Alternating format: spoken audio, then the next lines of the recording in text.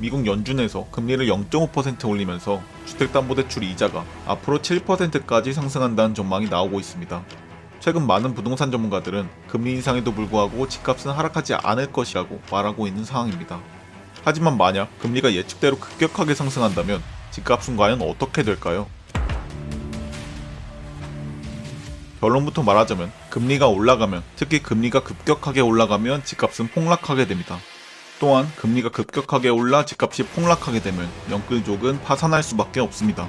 많은 사람들이 금리가 자산시장에 주는 영향에 대해서 너무 가볍게 보는 경향이 있습니다. 하지만 사람들이 생각하는 것 이상으로 금리는 중요합니다.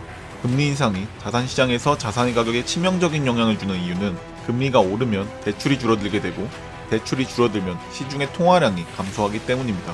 화폐 통화량은 자산의 가격과 정비례하기 때문에 금리 인상이 자산의 가격을 하락시킨다는 것은 이미 역사적으로 증명된 명제이기도 합니다. 부동산 관점에서 볼 때 금리 인상은 부동산의 수요는 감소시키고 공급은 증가시킵니다. 금리가 인상되면 매수자 입장에서는 대출이자가 증가하기 때문에 대출이자 부담으로 인해 매수 수요가 감소하게 됩니다.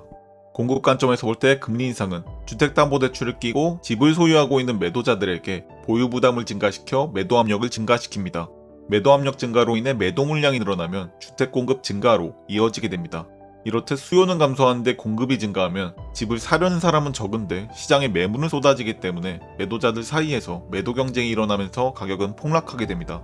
특히 금리 인상은 2020년 이후 영끌로 집을 마련한 영끌족에게 치명적입니다. 만약 7억짜리 아파트를 주택담보대출 금리 6%, 상환기간 30년에 5억을 빌려 매수하면 매달 이자 250만원과 원리금 50만원을 상환해야 합니다.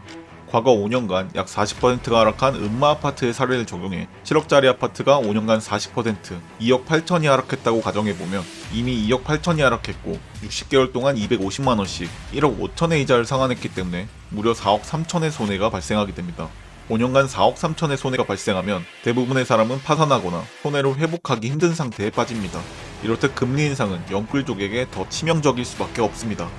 코로나로 인해 금리가 인하되고 양적 완화가 이뤄지면서 집값이 상승했던 만큼 인플레이션의 발생으로 금리가 인상되고 유동성이 축소되면 집값이 하락할 수밖에 없다는 점을 기억해야 합니다. 한 번의 잘못된 선택이 인생을 잘못된 길로 인도할 수 있다는 점을 항상 명심해야 합니다. 지금까지 금리가 급격하게 오르면 집값이 폭락하는 이유에 대해서 알아봤습니다. 구독과 알림 설정을 통해 성공적인 부동산 투자를 위한 인사이트를 꾸준히 받아보실 수 있습니다. 감사합니다.